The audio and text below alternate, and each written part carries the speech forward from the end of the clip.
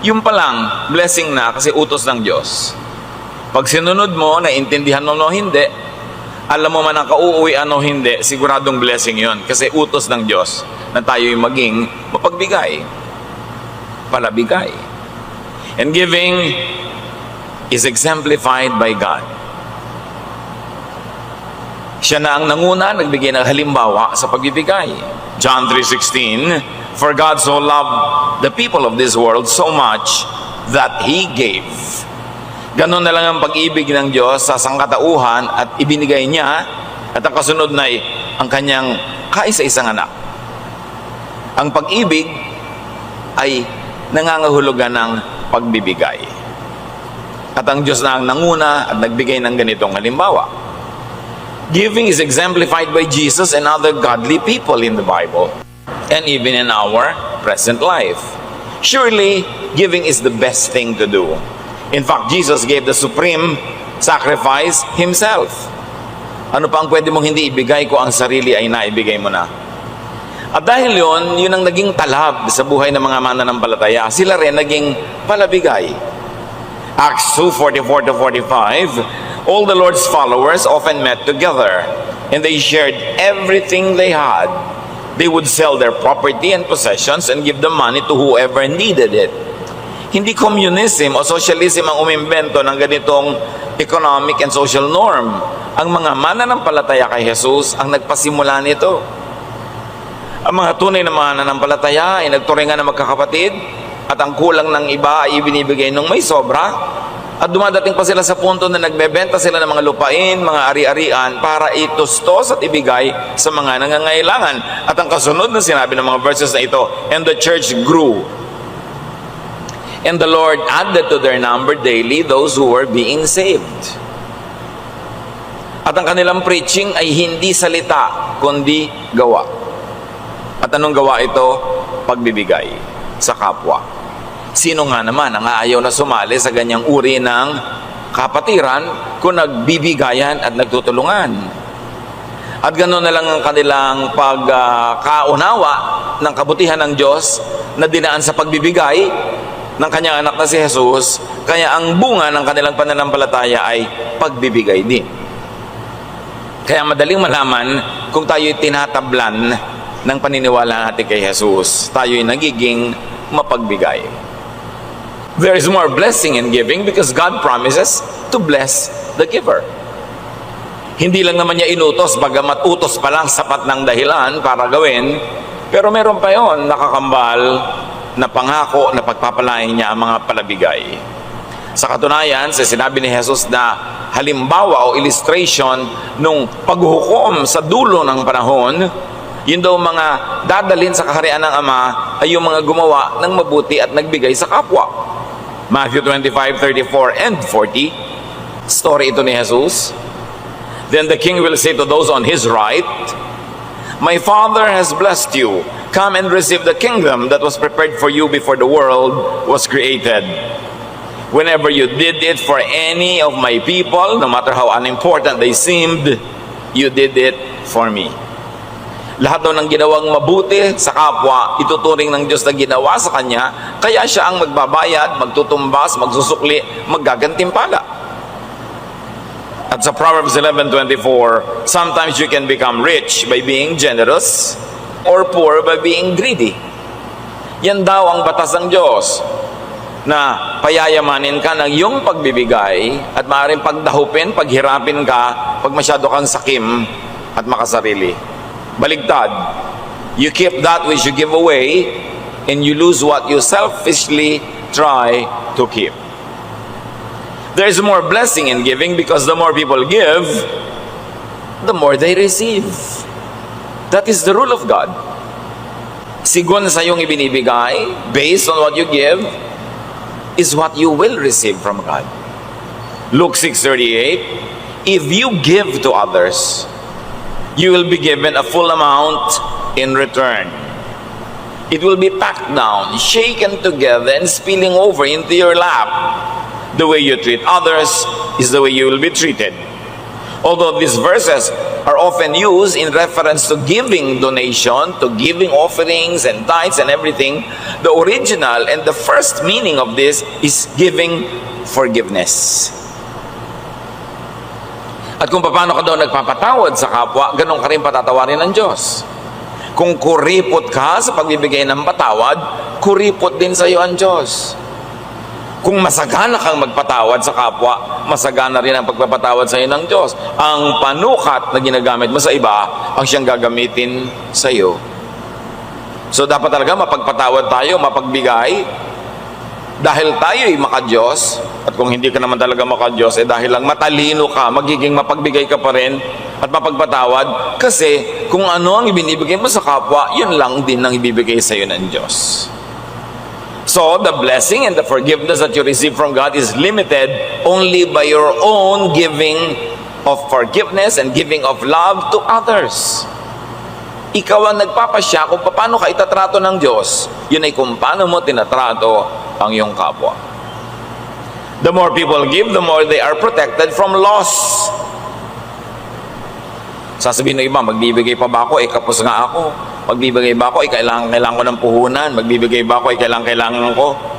Pero ipinangako sa Malakay 3:10-11, I am the Lord all-powerful, and I challenge you to put me to the test. Bring the entire 10% into the storehouse, so there will be food in my house. Then I will open the windows of heaven and flood you with blessing after blessing. I will also stop locusts from destroying your crops and keeping your vineyards from producing. Sabi niya, ako ang pinakamakapangyarihan sa lahat, di ba? At dahil sa kapangyarihan yan, batay sa kapangyarihan yan, hinahamon ko kayo, subukan niyo ako. Sabi niya, at pag ginawa niyo yan, bubuksan ko ang bintana ng langit at pababahain sa inyo ang pagpapalang malat tsunami. Sabi niya, at higit pa riyan, pipigilan ko ang mga balang, ang mga insekto, ang mga salot, ang mga peste sa pagsira sa inyong mga tanim. Ibig sabihin, kung ikay palabigay at matapat, the Lord protects your livelihood from all kinds of threats. Ipagtatanggol ka niya sa magnanakaw, sa mga manggagancho, sa mga maninira, sa mga manunuba, sa lahat. Amin ganon. Subukan niyo ako. Nagpapasubok nga siya. There is more blessing in giving because the giver is in control. Masarap yung nagbibigay Ikaw ang may control ng sitwasyon. You can give what, when, where, to whomever, however you like. And the giver can derive great pleasure from such giving. If our heart is in the right place, we derive great pleasure when we give. Masarap magbigay pag ang puso nasa tama ng lugar. Hindi sumasama ang loob mo. Lalo't ang binibigyan mo ay talagang karapat dapat bigyan.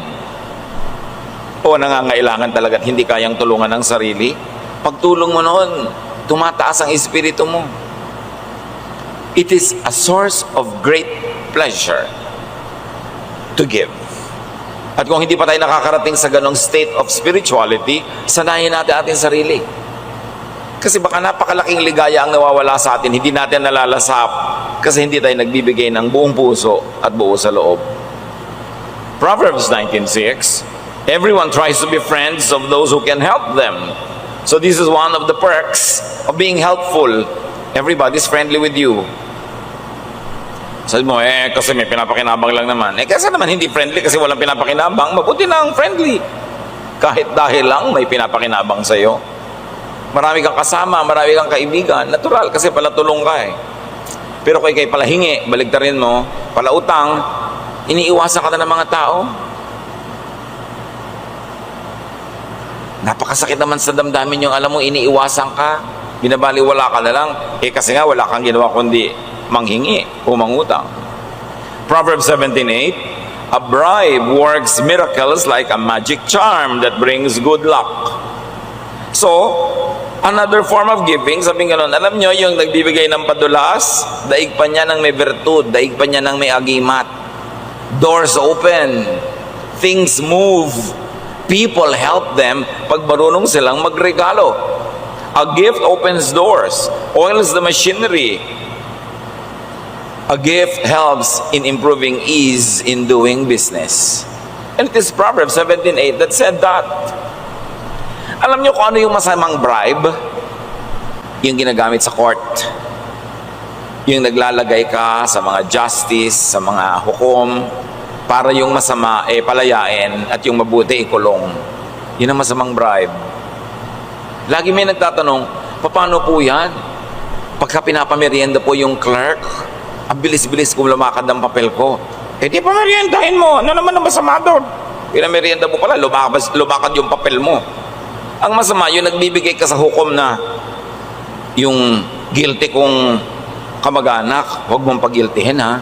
O kaya yung hindi guilty na itinakdal ko, yun ang pagiltihin mo. Heto ang bribe. Yun ang napakasamang bribe kasi merong napapahamak. Pero pakain ka lang naman ng clerk sa City Hall, binigyan mo ng turon. Ano na ba naman yun? Kahit nga hindi siya clerk doon masama na bang magpakain ng kapwa-tao? Sabi ng Proverbs 17:8, a bribe is a charm to its giver. As long as it is not to thwart justice, not to pollute correctness in the rendition of justice. Laging may konteksto ang mga verses. There is more blessing in giving because deeper happiness, deeper satisfaction is not in keeping but in giving. Parang pagka ikaw ay empacho na, yung ang dami-dami mong kinain, may indigestion ka na, the pleasure really is in making it go out of your system. It is in giving it up. There is great pleasure in letting go, especially of your biological processes. Ganon din yung mga bagay, may pleasure yung pagbibigay.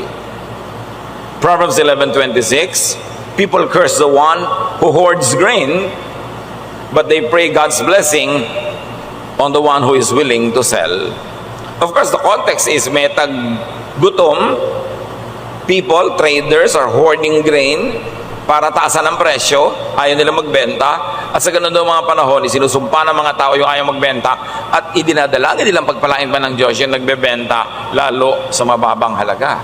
In other words, yung nagbibigay at nagdaramot, magkaiba na magiging trato mula sa mga tao, and the more giver the person is, the more siya ipapanalangin ng kapwa. Proverbs 11:25, a generous person will prosper. Whoever refreshes others will be refreshed. Napapansin nyo ba kahit sa mga kamag-anak, yung kamag-anak, kaibigan, kapitbahay na palabigay, siya itong hindi maubos-ubusan na binibigay. Yun namang maramot, laging wais, laging nang lalamang, siya naman yung laging kapos. O kaya ang dami-dami niyang naipon sa kanyang pagiging makunat, tapos isang dilubyo lang, ubus agad, wala lahat, baliwala ang kanyang buong karamutang inipon. That is why giving is better than receiving. There's a very big problem with give me. Bigyan mo ako. Malaki ang problema niyan because people do not usually give. People do not usually give as you want them to. Pagka ikay pala hingi, palaasa, malamang mabibigo ka lang lagi. Kasi hindi naman laging ibibigay sa iyo ng tao ang gusto mong ibigay niya. So kung ang mode ng iyong buhay ay manghingi kaysa magbigay, maraming beses you will only be frustrated. Because people who ask, people who depend on others are bound to be frustrated. One other difficulty, kung nando ka sa receiving end at hindi sa giving end, recipients are not in control. In fact, recipients could be controlled because recipients could get indebted. Pag ikaw ang nagbibigay, para ka ng boss. Ikaw ang nagbibigay kahit na hindi nakakatawa yung joke mo, tawanan ng mga tao kasi may regalo ka, may bigay ka. Pero kung ikaw yung binibigyan, baligtad, no? Wala kang control. Kung ano lang ibigay sa'yo, kung kailan ibigay, magkano ibigay. Tapos, nakatali ka, may utang na loob ka. May utang ka na pera, may utang ka na bagay, at may utang na loob ka pa. Proverbs 22:7, the borrower is slave to the lender. Ang nangungutang ay alipin ng nagpapautang. Kahit pa nagbayad ka na, o kahit nagbabayad ka, o kahit matagal ka ng bayad doon sa utang mong pera, paano yung utang na loob? Kaya mamimili na rin lang tayo. Saan ako pupwesto? Sa nagbibigay o sa tumatanggap? Mas maraming kaligayahan, mas maraming kalayaan at kasiyahan yung nagbibigay kesa tumatanggap. Kaya dapat ang tao, sa abot kaya ng lakas, maging masigasig na kumita para hindi siya manghingi at kumita ng sobra para siya pang magbigay. Dapat sikapin ng tao na hindi siya palaasa. At kung umaasa man siya paminsan-minsan, hindi lagi. At kahit siya umaasa at nabibigyan, nagsusukli siya kahit paano. Hindi yung Ephesians 4:28, if you are a thief, quit stealing. Be honest and work hard so you will have something to give to people in need. Kung dati kang nagnanakaw, tumigil ka na ng pagnanakaw. Baligtarin mo ang buhay mo, maging malinis ang iyong kalooban, maging matapat ka, magtrabaho kang mabuti, para yung kailangan mo, ikitain mo, at higit pa riyan, sumobra pa sa kailangan mo ang kita mo para may maibigay ka naman sa mga tao na nangangailangan. Mabaligtad naman, yung dating ikaw lagi ang binibigyan, gawin mong ambisyong ikaw naman ang makapagbigay. Gaano karami sa mga binibigyan na tumihingi ang may ambisyong sa pinakamadaling panahon, sa abot ng aking makakaya, babaligtarin ko ito. Ate, bigay ka ng bigay sa akin sa pag-aaral ko. Tatapusin ko agad ang pag-aaral ko o di ko man matapos ito pag nagtrabaho ako. Susuklian naman kita, bibigyan kita. Pagpapahingahin kita. Kuya, ikaw ang gastos ng gastos sa mga magulang natin.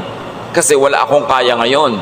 Pero ang ambisyon ko, makapagtrabaho ko, makapagnegosyo, kumita para makapagpahinga ka naman sa pagbibigay at ako naman ang magbibigay.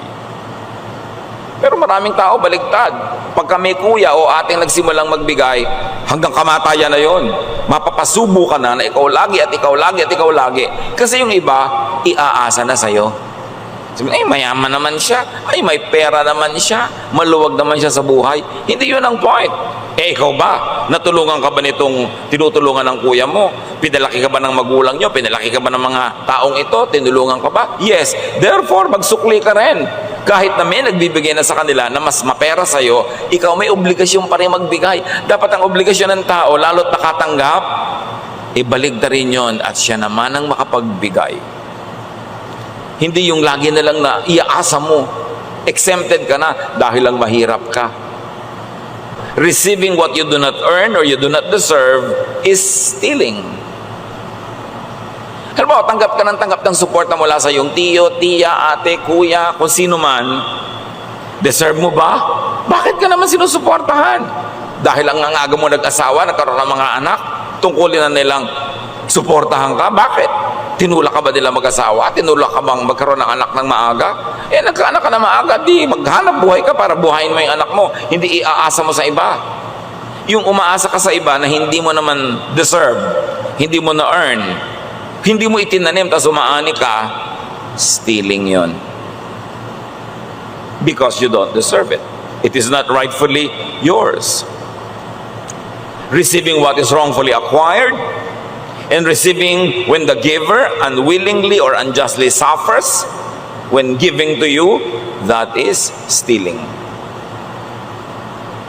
Yung kuya mo na sana'y nakakapanligaw man lang, nasa edad na, pwede na makipag-date, hindi man lang makapag-date dahil hingi ka ng hingi, stealing yun. Ninanakaw mo yung kaligayahan niya ninanakaw mo yung budget niya, tapos ikaw wala namang ginagawa sa buhay, hingi ka ng hingi. Dapat ang mga tumatanggap, ang ambisyon, pagpahingahin yung nagbibigay. Hindi yung nagpaplano agad, ano kaya hihingin ko next month? Ano kaya susunod kong hihingin? Bakit? Ano ang tanim mo? At kung minsan nagtanim ka lang naman na isang buto, 3 kaing na yung naani mo, di ba parang sobra na yon sa tinanim mo, yung inaani mo? Nagawan mo lang ng kaprasong mabuti nung unang panahon, habang panahon ka na ngayong umaasa at humihingi, hindi na katumbas ng ginawa mo sa kanya, yung ginagawa niya sa'yo. Pag tinakaw na rin yun. Dapat nating expand ang ibig sabihin ng pagnanakaw. Yung hindi mo kinita, hindi mo deserve, tapos nagpupunta sa'yo, hinakaw yun. At sabi ng Ephesians 4:28, stop. Tigilan ng ganyang bagay. Ang kahanga-hanga, ang marapat, the ideal is to move from getting to giving. Baligtad rin. To move from asking to planting. May gastos ka next month, next year. Wala ka namang ginagawang trabaho, wala kang ini-invest, wala kang itinitinda o binibili at ninenegosyo. Saan mo inaasahan kukuhanin yung panggastos mo? Hihingin mo? Na naman? Hindi yan ay tinuturo sa atin ng Diyos. Sabi nga ni Paul, if anyone does not work, he should not eat. So, ang sabi ng verses na binasa natin, stop stealing and asking and receiving. And be self-supporting, be self-sustaining. Make surplus income to be able to pay your debtor, to give to others, to reverse the poverty cycles that ruin your life. Baligtarin ang takbo ng buhay kung laging tumatanggap lang. If you were needy, if you were not needy now but could become needy, position yourself in the path of blessing. Pag may parada, alam mo kung saan dadaan yung parada, doon ka na naghihintay, doon ka nakatayo. Ganon din ang pagpapala, may dinadaanan nyo na ruta, dapat doon ka nakatayo para ka matamaan, maambunan ng grasya. Doon ka sa lugar na pwede kang umani. Saang lugar yon? Dito sa lugar na nagtatanim ka. Doon ka sa lugar na pwede kang tulungan, anong lugar yon? Yung tumutulong ka. Nagtatanim ka para mayanihin. Kasi ang hindi nagtanim, tas umaani, ang tawag doon, magnanakaw. Plant good. Plant goodwill. Kung minsan, wala ka talaga magawa. Hindi panahon sa'yo na kumita ngayon, hindi uso sa'yo ang pera, hindi ka kumbaga, dinadaanan ng maraming pagpapala ngayon. Pero pwede ka maging matulungin, maging mabait, mag-assist ka sa kapwa. Gamitin mo ang lakas na natitira sa iyong katawan para makabuti sa kanya, gumawa ng mabuti sa kanya, paglingkuran siya, para naman kung bigyan ka, deserve mo naman kahit paano. O kaya, maisipan man lang niya tuloy na bigyan ka. Do good. Yung paggawa ng mabuti, magandang tanim yan. Hindi naman lahat ng pamumuhunan, pera ilalagay mo sa negosyo Yung paggawa mo sa mabuti sa kapwa, puhunan din yun. Pwede din yun na magbunga. Give. And very importantly, do not ask needlessly. Huwag kang hihingi ng hindi mo talaga kailangan. Para kung dumating yung totoong kailangan at wala kang pangtustos, may mukha ka pang ipakita para manghingi. Hindi yung kaya maliit, malaking bagay, humihingi ka. Emergency at hindi emergency, humihingi ka. Pati pang party, pang forma, pang yabang, hinihingi mo pa. Pagdating ng panahon na naputol yung paa mo at kailangan niya ng karugtong nabibili na paa, kahit paa ng baka, pata, crispy pata, pag humingi ka naman sa kapwa mo, tulungan ka kasi hindi pa pagod at sawa sa paghingi mo. So in other words, huwag mong gamitin yung credit line mo in a very foolish way. Ireserba mo yung goodwill. Do not ask needlessly, do not ask too much and too long. Makahalata ka na ilang buwan ka nang binibigyan, ilang taon ka nang binibigyan. Kailan titigil yon? Pag lang patay na yun, nagbibigay sa'yo? Mag-isip. Hindi kung patuloy kang binibigyan, buong puso kang binibigyan, lalo sa mga Pilipino na kababayan natin. Minsan talagang ang sama na ng loob mo, wala ka na maibigay, hirap ka na, pero hindi mo pa rin pinapahalata, binibigay mo pa rin. Pero yung bang ganong kagandahang loob na nagbibigay, dapat nating pagsamantalahan. Hindi ko mo hindi kumikibo ay hindi nagdurusa. Hindi ko mo hindi kumikibo ay madali sa kanya ang ginagawa niya. Baka hindi lang talaga siya paladaing. So be kind to others, especially be kind to your giver, and be kind to your potential giver. Bata ka pa. Ang sungit-sungit mo sa mga bata. Malakas ka pa, kayang-kaya mo masuportahan ang sarili mo. Pero hindi mo ba naiisip na baka dumating ang panahon na mabuhay ka na lang sa awa ng mga batang ito na sila na yung may edad at ikaw ay super tanda na, hindi mo ba naiisip na pwede mo sila maging potential givers?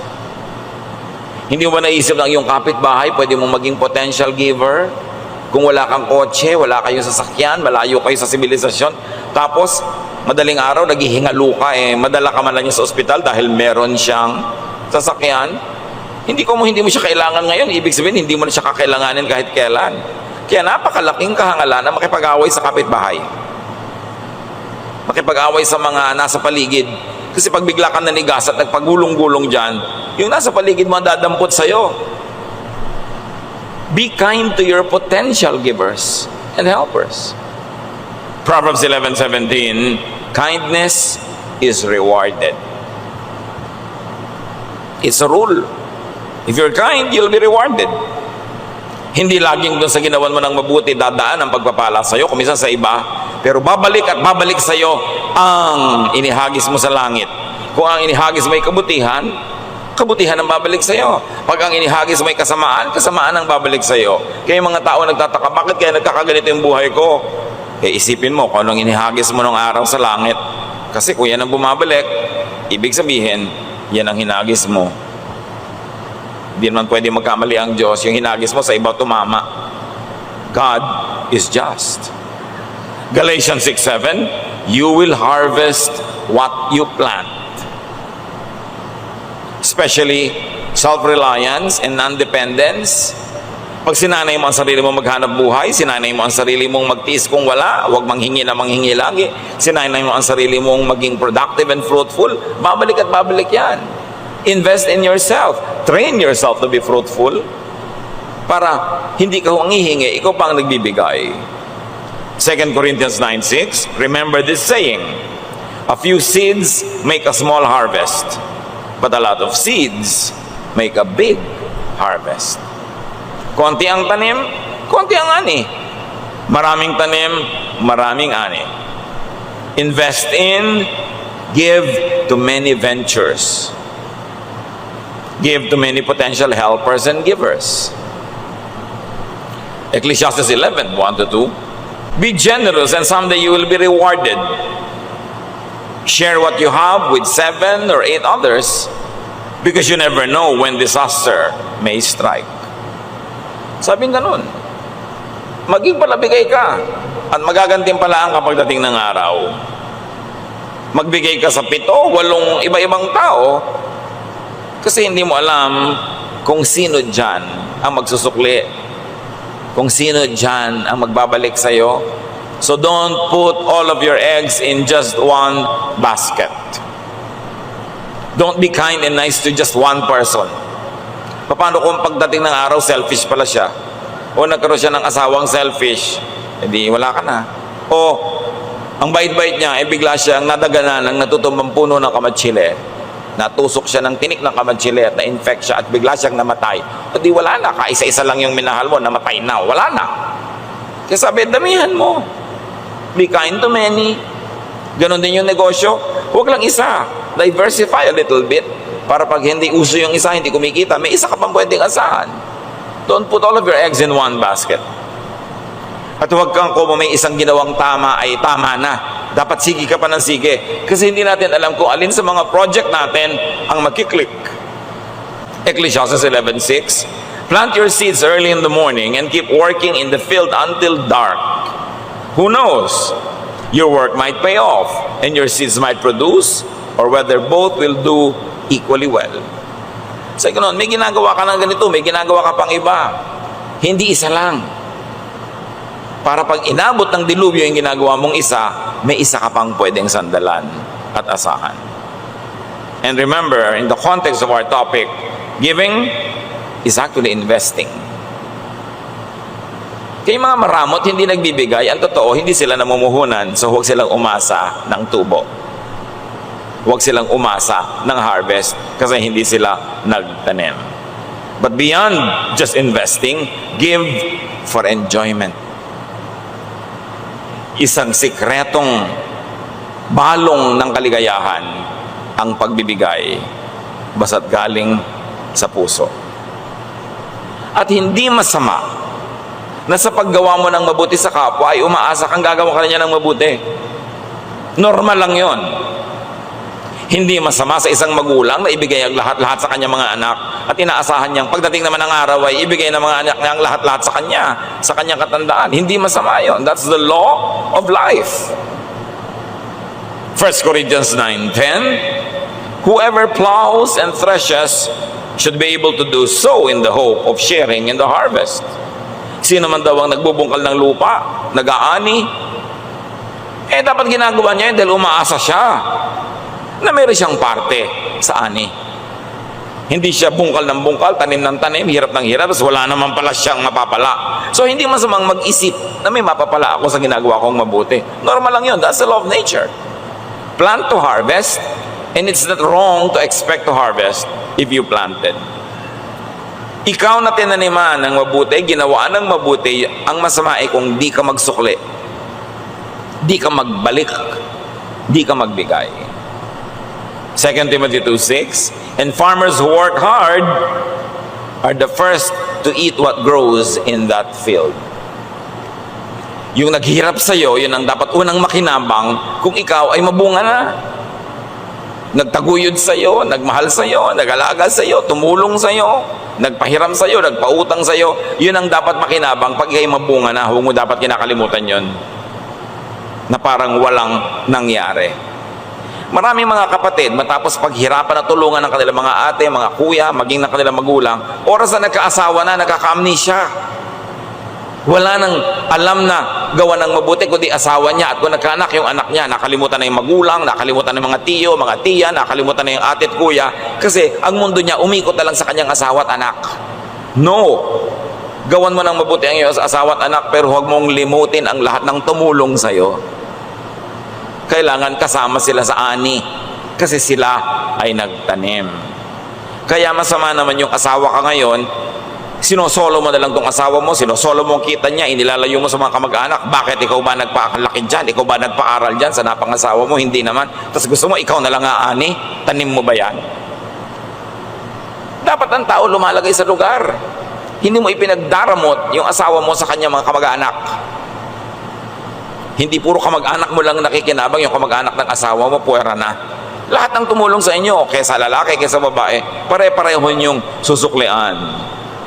Dahil lahat ng nagtanim, sabi ng Diyos, dapat umani. Receiving without giving back does not complete the cycle of receiving and giving. It does not complete the circle of life. So be grateful, be generous to those who helped you and who are still helping you. Beneficiary, give back to your benefactor. Recipient, give back to your giver. Give to others, even to those who have not given to you, so that you could start another cycle of planting and harvesting. Kung meron tayo dahil pinapauso, yun yung pagiging mapagbigay, hindi pagiging maramot. Kasi kung minsan, pag naging madamot ka, yan ang kokopyahin ng lahat. Lahat madamot na. Pero pag may nagbigay, lahat naman nagbibigay din. Magpauso tayo kung ano yung mabuti, kung ano yung maganda. And those who are blessed should expedite becoming blessings themselves. Pagka ikaw ay tumatanggap, dalian mo yung panahon na matatapos ang pagtanggap mo para mabaligtad mo na ikaw naman na magbigay. Dapat goal natin yon.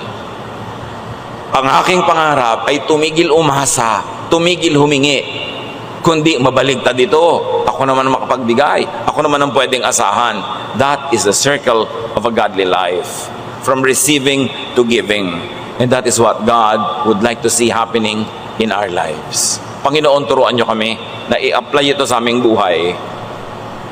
Papaano mapapaluwag namin ang buhay ng lahat sa paligid sa pamamagitan ng magiging mapagbigay at hindi palaasa lamang. Balansehin namin, Panginoon, na sa bawat tinatanggap namin, meron din kaming ibinibigay. At dan sa gayon, maluwalhati kayo. And the laws that you have of the Lord, napakaraming mga pagpapala at mga magagandang bagay dumarating sa buhay ng taong marunong sumamba. Meanwhile, it is foolish not to worship the Lord. At marami pong mga ginagawa ang tao that are really foolish. Kaya mahalaga na para mabawasan ang mga hirap ng buhay, madagdagan ng mga blessing, ay laging bawasan, kung maaari ubusin, yung tinatawag nating foolishness. What is foolishness? A fool is a person with poor judgment. Yung foolishness ay pagka ang ating mga pasya, ginagawa, sinasabi, o hindi sinasabi at hindi ginagawa ay nagdudulot ng panganib, nagbabawas o nagpapaalis ng pagpapala sa ating buhay, at nagdadala ng mga pahirap at mga problema at mga sakit. Foolishness must be minimized, especially in the lives of godly people. Never be a fool and never be a victim of fools. Maraming magagandang balak ang Diyos para sa atin, subalit ito'y kailangang ating payagang mangyari. At ang pagiging foolish o hangal ay pagpigil sa mga pagpapala ng Diyos. It is poor judgment. Ang ating pag-aaral sa patuloy ng paglagong espiritual, don't be a fool. Huwag maging hangal sa buhay. Hindi yan ang kalooban ng Diyos. Ama namin sa langit, salamat sa iyong karunungan na sa kabila ng aming mga kakulangan ay maaari naming makamit. Salamat sa mga karunungang ibinigay nyo na at patuloy na ibibigay pa. Turuan nyo kami na pahalagahan ang karunungan at iwasan ang kahangalan sa buhay. Turuan nyo kaming makilala kung anong mga kahangalan na pinagagagawa namin. At tulungan nyo rin kaming makilala kung may mga kahangalang ginagawa ang mga kapwa nang kami ay hindi makiayon, hindi madamay, at hindi magpalala ng sitwasyon. Empower us with your wisdom. Teach us. Heal us. In the name of Jesus, your Son, King of Kings, and the wisest of all, we pray with thanksgiving. Hindi naman sa panghuhusga, pero mahalagang itinatanong natin lagi, kahit man lang sa loob natin, foolish ba ako? Foolish ba siya? Yan bang sinasabi niya, ginagawa, o ipinagagawa sa akin ay ikahangalan? Will it actually prevent blessings from coming my way? Will it be causing poor judgment? Proverbs 26:1, like snow in summer, or rain in harvest, so honor is not fitting for a fool. Kung hindi daw ba kagano kabagay ang mga niebe o snow o ulan pag tag-araw, lalong hindi bagay na pinararangalan ang hangal o ang kahangalan. Wala sa lugar. Isa sa itinuturo sa atin ng Proverbs, do not honor fools.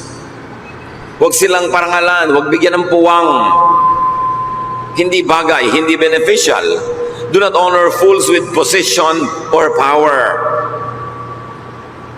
Kawawa ang isang bayan, ang isang lugar, ang isang tanggapan, ang isang opisina na ang mga nangunguna ay hindi marurunong. Do not honor fools with attention or recognition and even honorifics. Pag alam niyong kahangalan ang pinagsasasabi ng isang tao, kung hindi mo man siya ituwid, at least huwag mong pansinin at huwag mong itawag ng pansin ng iba para siya ay mabigyan ng dangal. Very especially, do not vote for foolish candidates kung may election. Do not appoint foolish people in positions of power. Power is from God.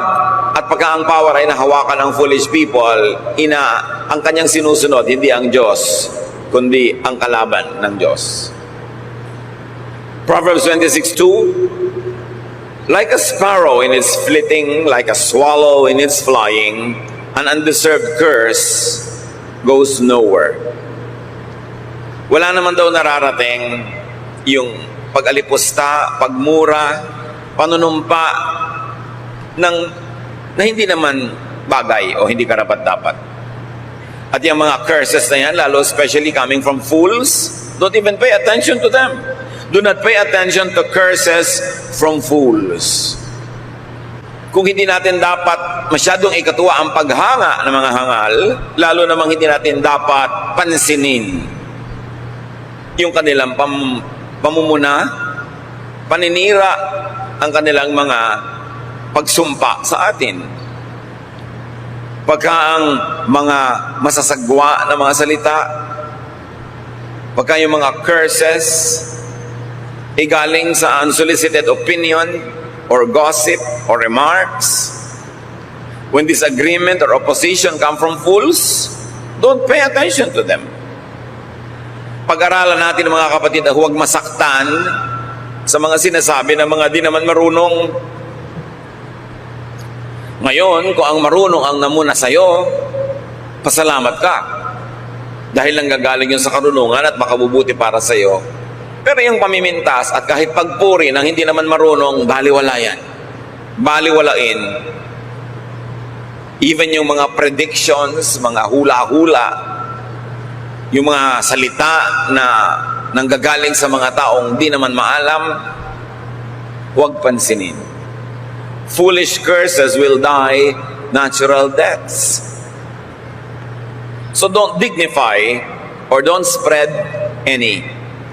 Pag may natatanggap kayo sa inyong cellphone, mga text, sa inyong email, sa internet, na sari-sari mga predictions ng mga kamangmangan, kabulastugan, sari-sari mga pintas kay ganito at pintas kay ganon ng mga taong hindi naman qualified mamintas dahil wala namang alam, huwag nyo nang i-forward, huwag nyo nang i-pass, huwag nyo nang ikalat.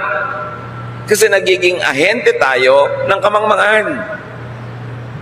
Yung mga sobrang nakakatakot, wala namang basihan, chismis pa lang, hindi pa nasusuri, matatanggap mo, ifo-forward mo agad, you become a participant in glorifying foolishness. At nagiging napakadaling gawin ngayon dahil sa social media, dahil sa mga technological tools and gadgets. Dapat yan ginagamit sa kabutihan at sa pagiging makadiyos. At huwag kailanman ipahiram kay Satanas.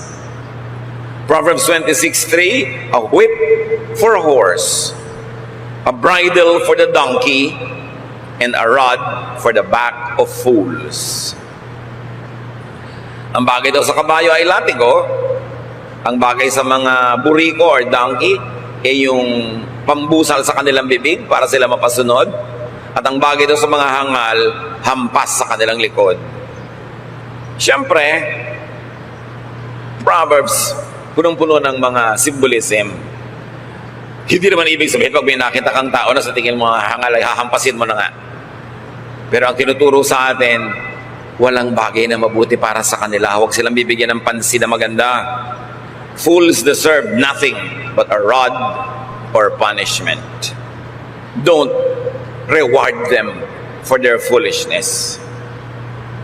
Marami kasi mga injustices being done in our daily lives. Kahit kang halangalan, pinipremyuhan, binibigyan ng gantimpala. Pati ang mga gumagawa ng kahangalan, hindi pinapalo, hindi itinutuwid, at kuminsan ay nabibigyan pa nga ng gantimpala. Inflict fools with anonymity and invisibility. Huwag silang gawing masyadong napapansin, nadidinig, nakikita. Minimize their celebrity. At yan kung minsan, ang problema sa mass media, dahil may kapangyarihan ito na mag-spread ng anumang gusto nitong ikalat, kahit mga kamangmangan na mabilis kumalat. Sinusuri natin ang papakinggan, at lagi naman at lalong sinusuri natin kung ano yung ating sasabihin, i-echo, i-repeat sa iba. Paano daw makitungo sa mga foolish people? And remember, foolish means people with poor judgment. Yung mga hindi naman dapat magsalita ay nagsasalita. Yung kung kailan dapat kumibo ay hindi kumikibo. Yung hindi dapat sabihin ay sinasabi. Yun ang foolishness. Proverbs 26:4-5. Do not answer fools according to their folly, or you will be a fool yourself.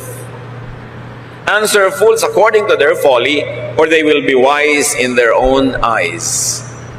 Huwag daw patulan ang fools.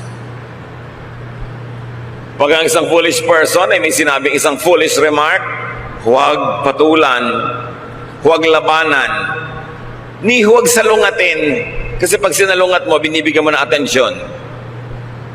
Salungatin lang kung talagang ito ay nagbibigay ng immediate, grave threat or danger to others, to safety, to well-being, or to life. Otherwise, huwag pansinin.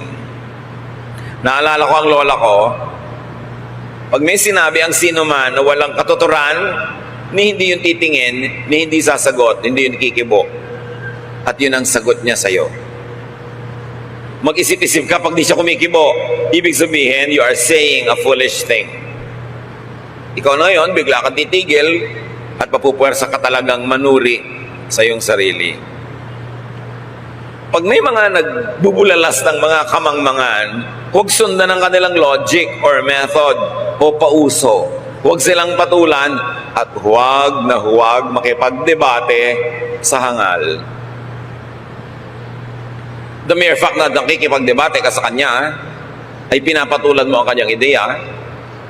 At kung may nanonood sa inyo, binibigyan mo siya ng audience. Lalo lang magkakaroon ng mga tagahanga at tagasunod ang kanyang kamangmangan. At sabi ng Proverbs 26, pag pinatulan mo ang isang foolish person, nagiging foolish ka rin. Ma-affirm sila, mabibigyan mo sila ng pahalaga na hindi mo dapat ibigay. Proverbs 26, 6-7.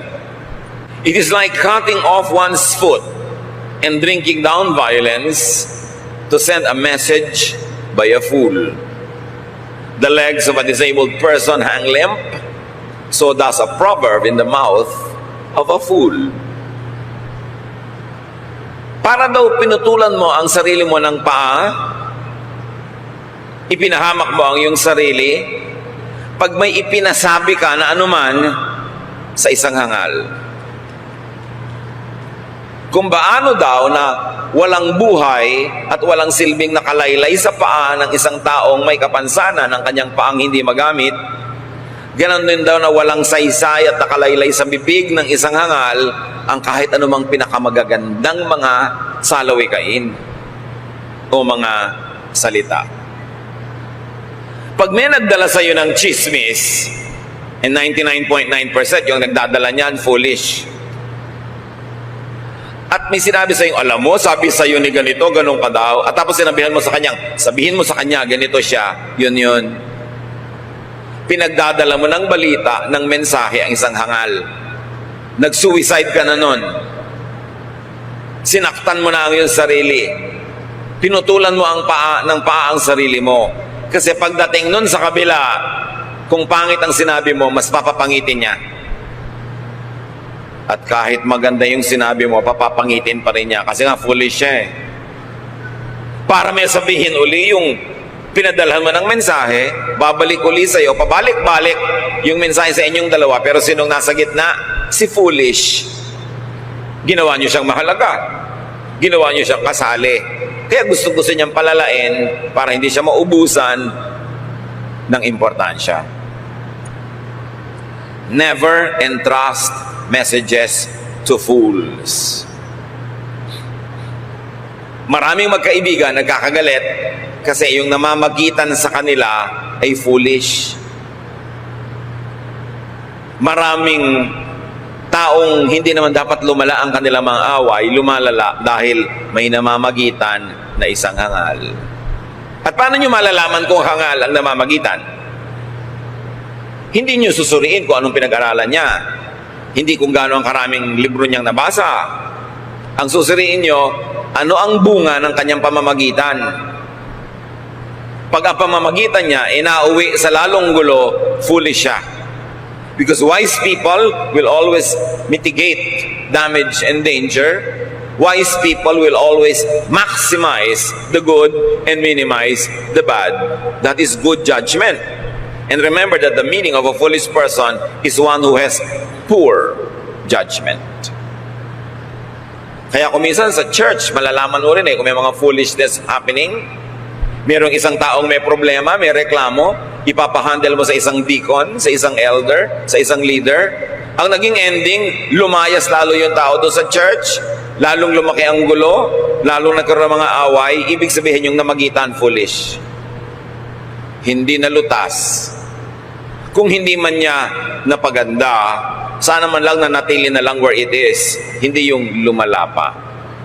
Gaano karaming tao, mga kapatid, ang lumayo sa inyo, nilayuan nyo, bunga ng gawa ng isang foolish ambassador. Kaya dapat matitino ang mga ambassador. Sugo ng isang bansa sa kabilang bansa. Pag hindi siya marunong mag-represent, mapapapunta sa giyera ang kanyang bansa. Hindi man giyera, madedehado, mawawala ng trade opportunities o diplomatic mileage. Dapat marunong ang pinagtitiwalaan. Pati nga si Jesus, sabi niya, do not give your pearls to swine. They will trample upon it, turn back, and attack you. Sabi niya, do not give to dogs what is holy. Now, it's only because the metaphor in Israel, sa kanila, yung swine at dogs are considered unclean. Which in other cultures, hindi naman. So, hindi yung dog o yung swine ang issue dito. Ang issue ay, huwag yung ipagkakatiwala ang anumang mahalagang bagay sa hindi naman dapat pagkatiwalaan. Ganun din kahit sa theology, mga kapatid. May mga mapag-aral, may mga scholar, may mga mapanaliksik, maraming malalalim, matataas na natututunan tungkol sa Diyos at sa ating relasyon sa Diyos. Pag tinuruan nila yung mga mangmang, hindi maiintindihan ng mangmang yung itinuturo, tatawagin agad na demonic, tatawagin agad na wrong, magkakagulo-gulo-gulo. Kaya sabi ni Jesus, huwag niyo ipagkakatiwala ang mga perlas sa mga baboy. Paano niyo malalaman kung baboy yung pinagtiwalaan niyo ng perlas? Sa gagawin niya, hindi niya makikilala ang perlas sa kanyang halaga, hindi niya papahalagahan, sapagkat ang baboy ay naghahanap lang naman at nagpapahalaga sa kaning baboy. Pag binigyan mo ng perlas, pag dududulurogin niya ito, pag yuyuyurakan at tatapakan, magagalit, tapos susugurin ka. At huwag niyong lilimutin, ang mga baboy nung araw may malalaking pangil at pwedeng manuwag kahit ng tao.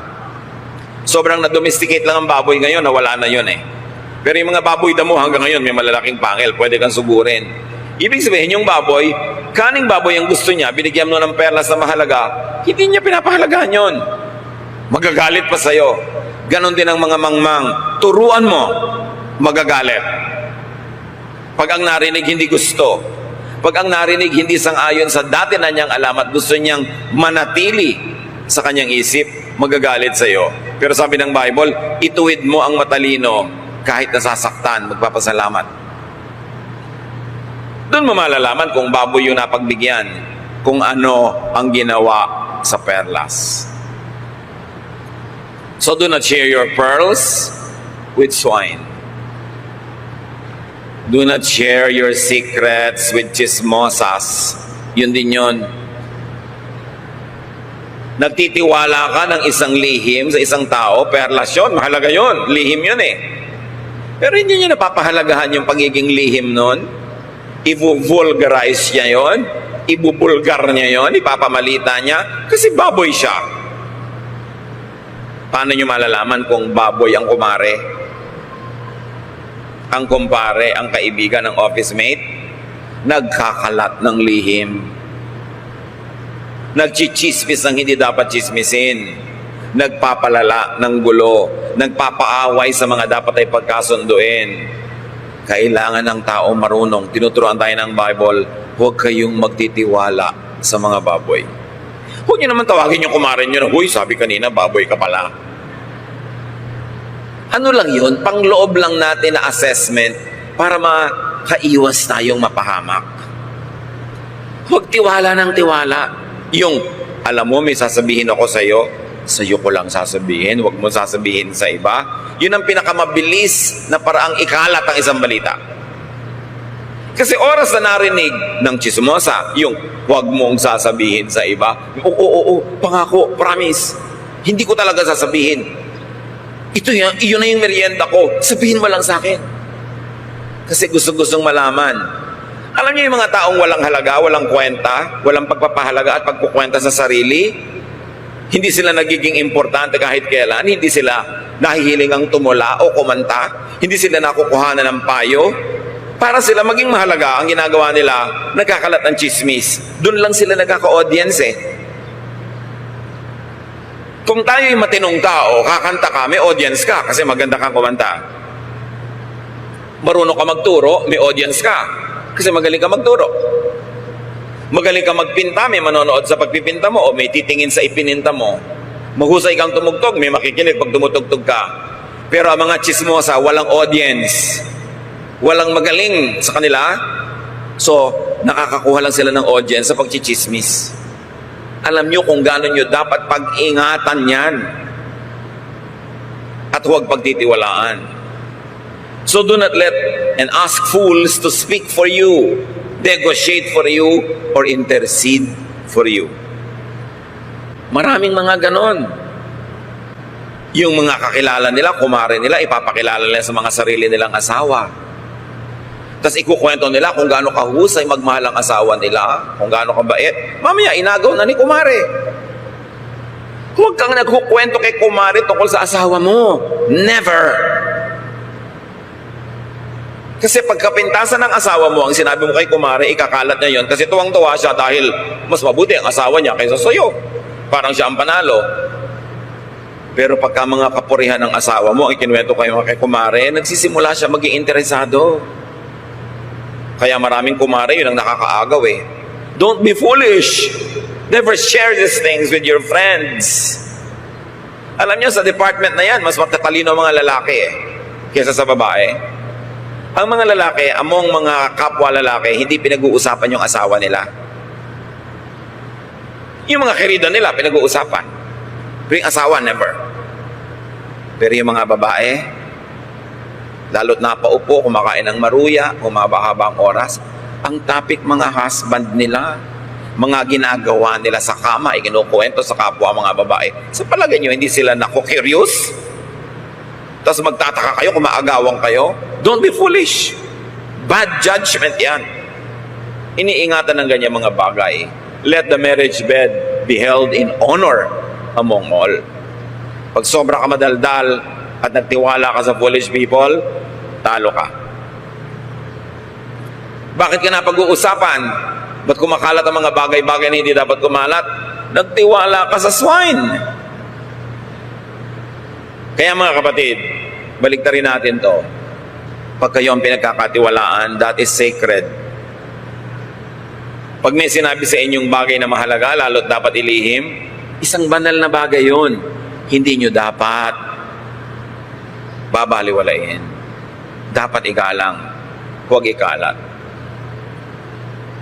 Pag nagtitiwala ka sa isang foolish person, kuminsan dahil gusto mo lang siyang pahalagahan, gusto mong sumaya-saya siya, bigyan siya ng halaga, pero marami kang ipapahamak, yung masisira niya. Lalo at binigyan mo siya ng kapangyarihan, karangalan, impluensya, kawawa ang marami. Proverbs 26:8, it is like binding a stone in a sling to give honor to a fool. Para ka daw nagbala ng bato sa isang tirador, pag pinapahalagahan mo ang isang taong hangal. Parang naglagay ka ng bala sa loob ng isang baril, ganon ang pagbibigay mo ng halaga sa isang taong di dapat bigyan ng honor. Honoring and empowering a fool would hurt others. Maglalagay ka ng isang political appointee, kahit foolish siya, sa isang posisyon sa gobyerno, mapapabayaan ang trabaho, maraming hindi mapaglilingkuran, maraming mawawaldas, maraming nadadamage when you give honor to a foolish person. Do not affirm fools at the expense of others. Proverbs 26 verse 9, like a thorn bush brandished by the hand of a drunkard is a proverb in the mouth of a fool. Kung paano daw yung mga matitinik, mga nakakasakit na bagay, ay ibinigay mo sa kamay ng isang laseng na pwedeng kung saan-saan niya itong gamitin, ihampas, iwas-iwas, ganon din daw ang pagbibigay ng matatalinong salita sa isang taong hangal naman. Gagamitin lang niya yon para makasira. Fools misuse good words and ideas. like foolish theologians, misuse the Bible and destroy many people. Kahit ang mga salita sa Bible na ang gaganda, pag hinawakan ng hangal, makakadamage sa kapwa. Makakasira. Makakabawas ng blessing, makakadagdag ng pait at sakit at mga pagdurusa. Kahit maganda yung salita. Pag ginamit ng isang mangmang, naiiba ang talab. Fools misquote and take words out of context. Therefore, fools should never be made to speak for you. Mahalaga mga kapatid, ma-develop natin yung ating communication skills. Kung meron kang gustong sabihin sa isang tao, lalo mahalaga at masela na bagay, ikaw mismo magsabi. Huwag mong ipagkatiwala sa iba. Pwede ba kausapin mo naman si ganito? Sabihin mo ganito, ganon, ipaliwanag mo naman ang kalagayan ko? Pag yung napagtiwalaan nyo ay foolish, mapapasama kayo. Matuto kayong magsabi para sa inyong sarili. Talunin ang pagiging mahiyain dahil buhay nyo ang nakataya. Pag gumagamit kayo lagi ng go-between, ng padrino, paano kayo nakakatiyak na tama ang representation? Ganyan-ganyan din yung mga nagtitiwala sa mga abogadong hindi magaling, natatalo sa kaso. Ang ganda-ganda ng kaso nyo, panalong-panalo kayo, biglang natalo kayo kasi hindi magaling yung nag-represent. Di ba ganyan din yung komisyon yung nagpaparepair ng mukha, mga nagpapa-facelift? Hindi magaling yung gumawa. Napalipat na ang ilong sa pisngi, tumabingi na ang mukha, imbes gumanda ang buhok, nakalbo, imbes gumanda ang mata, na iba ang itsura, kasi hindi magaling yung gumawa. Tatandaan nyo, kahit gaano kang gagaling na salita, kagagaling na instrumento, pag ang humawa kay hangal, makakasira. Kaya hindi dapat pagtiwalaan. Lugi ang misrepresented by foolish relatives or friends or co-workers. Lugi ang makikinig sa mga foolish. Bago kayo makinig, bago magpa-impluensya, suriin nyo muna, foolish ba to o wise? Tingnan nyo ang track record. Meron ang gagaling magsalita, akala mo kagagaling, pag tinignan mo naman ang buong buhay niya, wala namang na-accomplish. Walang nagawang tama, walang naging bunga, baligtad pa nga, ang daming naging kaaway. Bibigyan mo ng taniman, walang bumubunga at tumutubo. Bibigyan mo ng puhunan, nalulugi. Bibigyan mo ng trabaho, natatanggal. So bakit kayo makikinig sa ganon? Bakit makikinig sa pangako? Ganon naman ang mga politicians at kahit mga nanliligaw, puro pangako. Wag na wag kayong pabola sa pangako. Kasi future pa yon. Madaling sabihin. Ang lagi niyong titingnan yung past, yung nakaraan, yung accomplishment. Hindi naman yung past na nagkasala, nagkamali, kasi pwede naman magsisit, magbago ang tao. Pero yung tao nangangako na magiging mabunga, mahusay, magaling, tingnan nyo kung naging mabunga, mahusay at magaling na noon pa. Kasi kung hindi siya mabunga, mahusay at magaling pa noon, ganun siya magiging uri ng tao bukas. History repeats itself. Sabi ni Solomon, there is nothing new under the sun. Everything has been and will be again. Ang tamad, liban na lang tunay na magkaroon ng kaliwanagan o paghimalaan, tamad kahapon, tamad ngayon, tamad pa rin yan bukas. Huwag ipagkatiwala ang iyong buhay sa hindi pwedeng pagkatiwalaan. Proverbs 26:10, like an archer who wounds everybody, is one who hires a passing fool or drunkard. Noong araw kasi, ang usong weapon ay pana. Ituturo mo sa taas, hihigitin mo yung tali, pawawalan mo yung pana, liban na lang, napakagaling mo, hindi mo alam kung kanino yung tatama. Ngayon, pagka New Year, pag may mga pagsasaya, foolish people, nagtataas ng baril sa hangin, kinakalawit ang gatilyo, hindi naman nila alam kung kanino tatama yung bala. Ganon daw. Pag nagtiwala ka sa isang hangal, do not employ fools. Screen, filter, choose. Meron kang taxi, ang kukuhanin mong driver, yun namang walang malasakit, walang track record na maganda. 3 amo na ang nagtanggal sa kanya. Bakit mo pagtitiwalaan? Walang track record. Bago ka magpa-opera sa isang doktor, suriin mo muna kung sino mga na-operahan niya. Masaya ba sila? O masyadong tahimik? Kasi na nga, matay ng lahat. Checkin mo. Bago ka sumagot sa isang manliligaw, tanong mo na muna kung pwede mo makausap yung mga naging girlfriend noon. Kung anong pinagagawa sa kanila. Because chances are, yun din ang gagawin sa'yo. Kailangan, tinitingnan mo ka isang tao paulit-ulit sa kanyang ginagawang mali. Meron naman, boyfriend mo pa lang, girlfriend mo pa lang, alam mo na hindi good candidate na maging asawa. Huwag mo na ituloy. Napakapabaya, napakatamad. Sa palagay mo, mababago yan ang iyong pag-ibig? No way. Kaya mga kabataan, dapat nakikinig kayo sa mga magulang nyo Pag ayaw ng magulang nyo sa nanliligaw sa inyo, sa girlfriend nyo, sa boyfriend nyo, makinig muna kayo. 99% sila ang tama. Kasi marami na silang nakita sa buhay.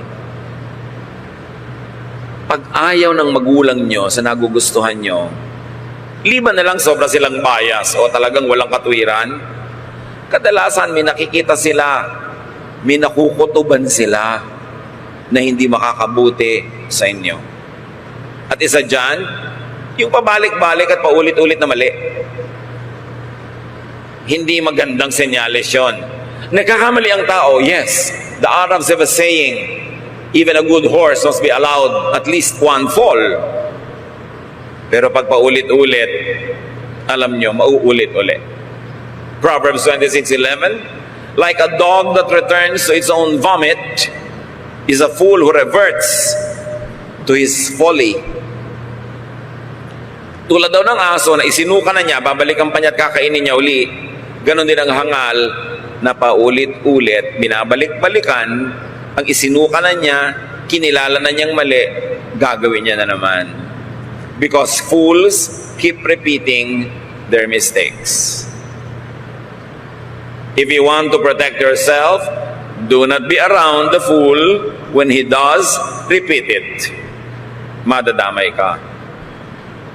Isang sign of foolishness is repeating mistakes.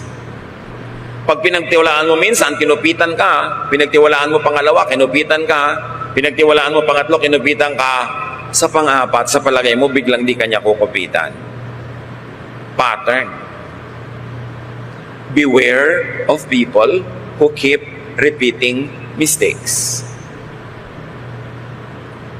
Pag merong isang tao, umalis siya sa dati niyang church, lumipat sa church mo, panay ang pintas niya sa church na nilipatan niya.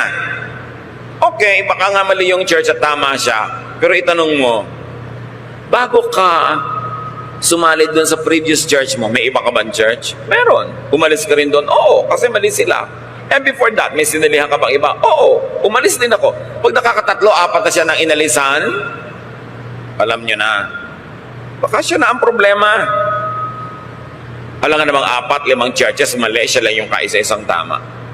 Ganon din pag ang isang tao, marami na nakaaway.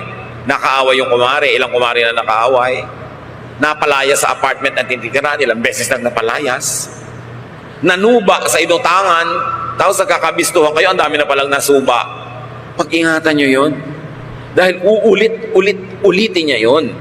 Can a leopard change its spots? Or an Ethiopian change his skin? Sabi sa Bible. The answer is no.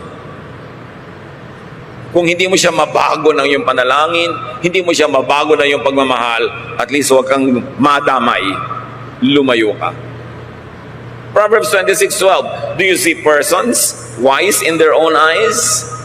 There is more hopeful fools than for them. Yun nga daw, foolish people, malala na, pero mas malala yung taong lagi ang tingin niya siya ang tama. Siya ang magaling. Siya ang mahusay.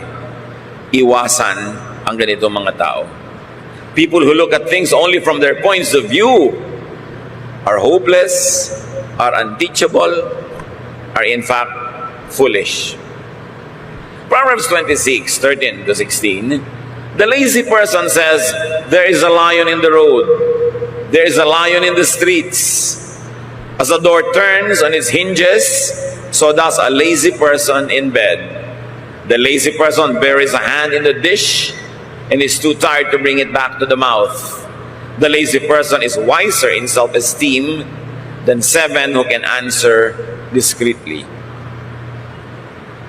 Ito mga taong ketamad-tamad, kahit ilubog nila yung kamay nila sa isang tumpok na kanin para kumain, ni hindi na nila hinuhugot para dalhin sa bibig nila yung nakuha ng kamay nila.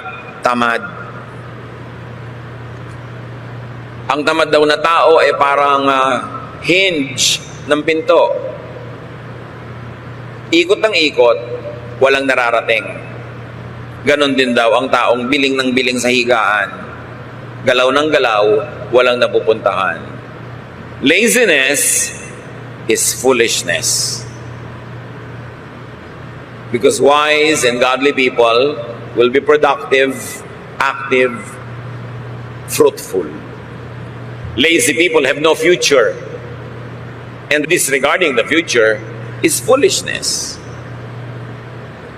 Kaya bago kayo mag-asawa mga kabataan, bago kayo madamay sa isang buhay na papunta sa kawalan, tingnan ninyo, ano ang future ng taong ito? Hindi natin nape-predict exactly ang future. Pero nararamdaman mo kung saan man lang yung general direction na pupuntahan. Pagkakontento ang taong wala man lang siya napoproduce, walang nagagawang mabuti, walang inaatupag kundi libangin, pasayahin ang sarili, maglaro ng walang katapusan, wala kang kinabukasan sa ganong tao. It is marked as foolishness. Proverbs 26:17, like somebody who takes a passing dog by the ears, is one who meddles in the quarrel of another.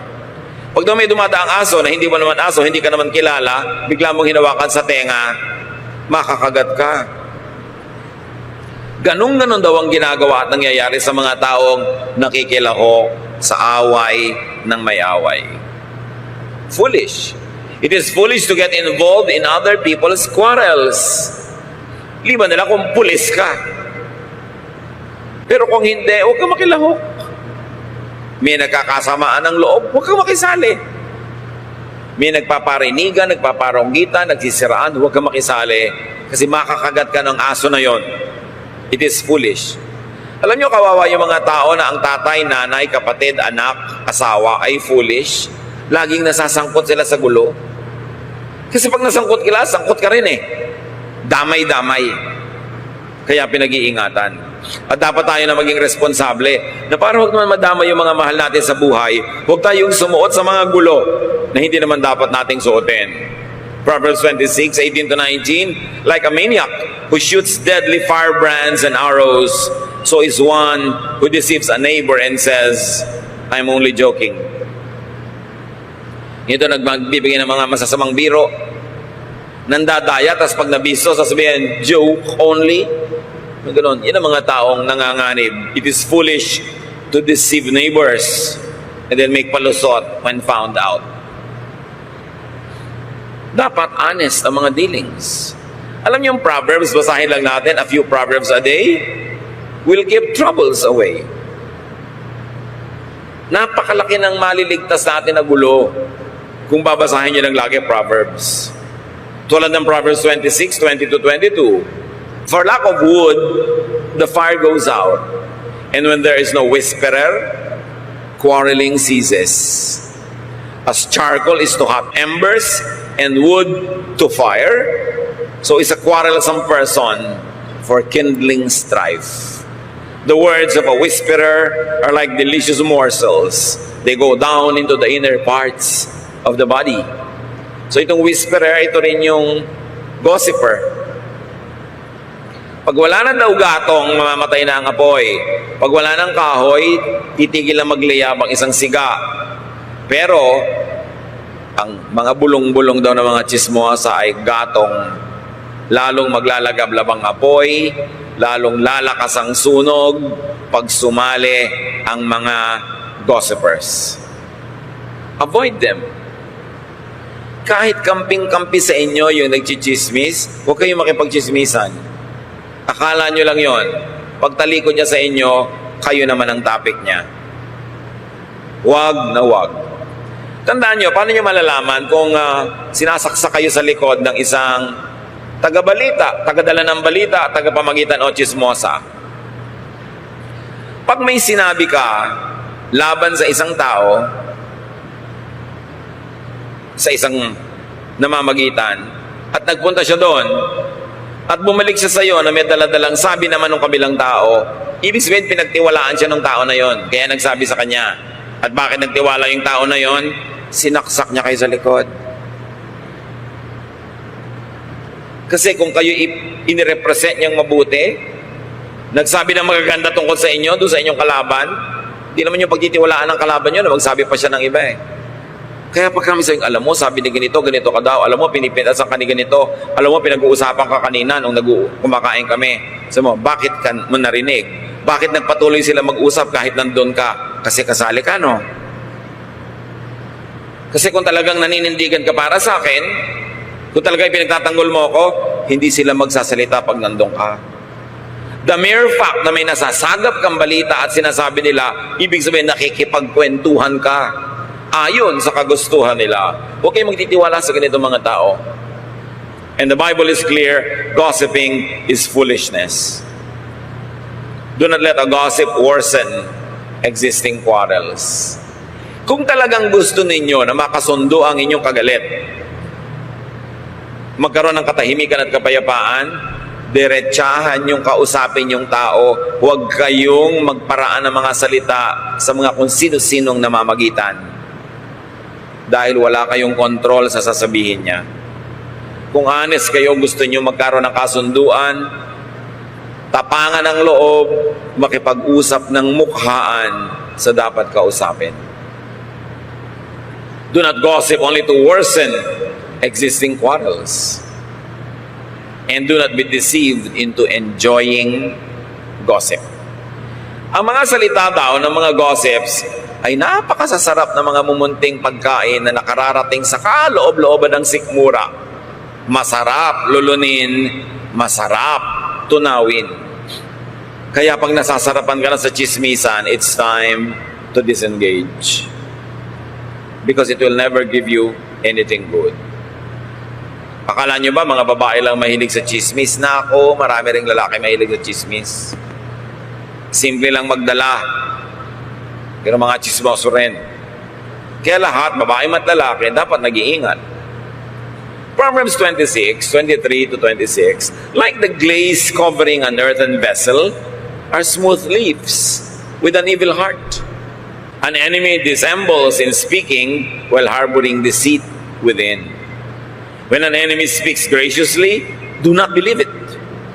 For there are 7 abominations concealed within.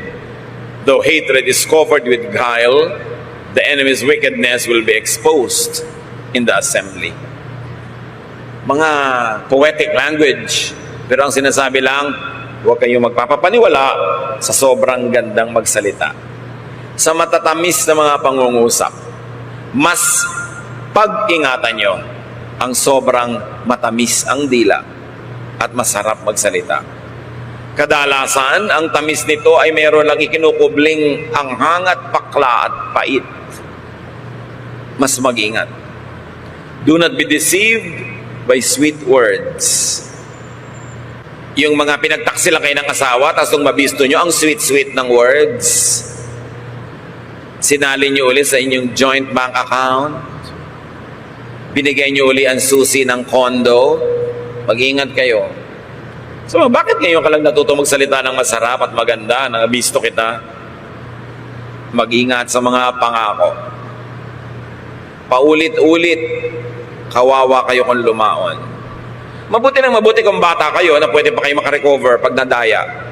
Pwede pa kayong maghanap buhay uli para magkapera. Pwede pa uli kayong magsimula ng isang buhay. Pero paano kung over the hill? Medyo alauna, alas 2 na ng hapon ang buhay nyo, malapit na lumubog ang araw, doon pa kayo madadaya. Ang hirap na makarecover. Kaya dapat nag-iingat na mabuti. At ang makakadaya lang sa inyo mga kapatid ay yung pinagtitiwalaan nyo. Tatandaan nyo yun. Kasi hindi kayo pwedeng dayain ng taong di nyo pinagtitiwalaan. Wala siyang chance. Kaya sasabihin ng iba, kung sino pa ang pinagtiwalaan ko, yun ang nandaya sa akin. Natural, paano ka dadayain nung di mo pinagtitiwalaan? Wala yung pagkakataong magawa yun. Kaya yung mga pinagtitiwalaan natin, dyan magmumula ang mga mandaraya sa atin. Hindi lahat. Pero kami mandaraya sa inyo, yun lang muna ang pinagtiwalaan nyo na. Kaya nag-iingat tayo. Sabi ni Jesus, be innocent as doves, but be wise as serpents. Kung ang asawa ninyo may track record ng pagtataksil, huwag kayo maki-joint bank account. Lalo't kayo yung naghahanap buhay. Dapat meron ka sariling sube. Iwang ka man niya, magtaksil man siya, hawak mo ang bank book. Sa'yo ang huling halakhak. Ang mahirap, dinala na niya yung puso mo, dala pa yung bulsa mo. Huwag masyadong lagi nagtitiwala. May mga anak kayo, lalagyan nyo agad ng mga property sa pangalan nila. Kilala nyo na ba magiging manugang nyo? Ipon kayo ng ipon, hirap kayo ng hirap na magkaroon ng property. Ilalagay nyo na agad sa pangalan ng mga anak. Nagkaroon ng isang asawa from hell. Huwag naman mangyari. Ano mangyayari kung biglang sumakabilang buhay ang anak nyo? Sa manugang nyo na yun, ha? Be wise. Sabi ni Solomon, ang saklap naman ng buhay, sikap ka ng sikap, tapos hindi mo naman alam kung kanino pupunta yung mga ipinundar mo. Hanggang hindi nalalagot ang inyong hininga, mga kapatid, hawak nyo dapat ang inyong bank book. Hanggang hindi kayo nawawala ng ulirat, kayo ang may control ng inyong mga bienes, mga kayamanan. Kasi ang saklap, na ikay wala nang magawa, paralitiko ka na, nakahiga ka na dyan, iba ang may hawak ng kayamanan mo. Baka hindi ka ibili ng lason kung gustuhin mo mang magpakamatay. Maging matalino. Huwag tiwala ng tiwala. Kung alam nyo lang sana at kung maisisiwalat ko lang ang lahat ay pinagtatapat sa akin ng mga pamangkin ko sa Facebook. Mga taong nagtatrabaho abroad, hirap na hirap, nagtitiis, nagtitipid, tapos nilulus tayo, winawaldas ng asawa dito yung pera sa piling ng iba. Tatandaan nyo, ang pwede lang mandaya, yung pinagtitiwalaan. Hindi ko naman sinabing, huwag na lang kayo magtitiwala sa mga asa-asawa nyo. Huwag lang todo. Magtira kayo sa sarili nyo.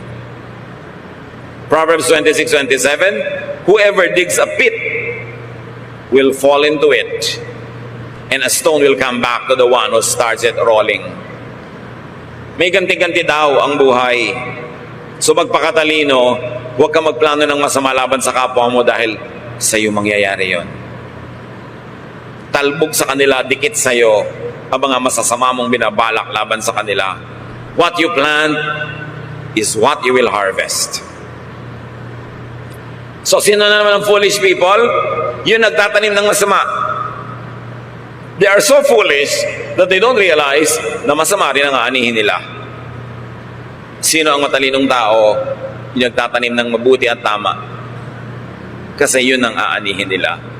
People receive what they give. A lying tongue hates its victims, and a flattering mouth works ruins. Basta raw pinagsisinungalingan ka, kinamumuhian ka. Medyo extreme yung application nun, pero ang ating appreciaten yung katotohanan nun. Pag niloloko ka, hindi ka mahal. Ganun lang yan. Niloloko ka kasi mahal kita. Ba't ka maniniwala? Ang nagsisinungaling, yung pinagsisinungalingan niya, sinisira niya. So paano ka maniniwala na mahal ka, pinagsisinungalingan ka? Be careful with liars and flatterers.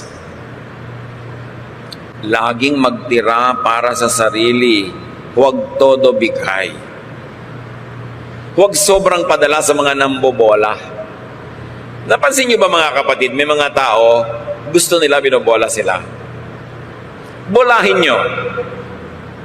Bibigyan kayo ng maraming magagandang bagay.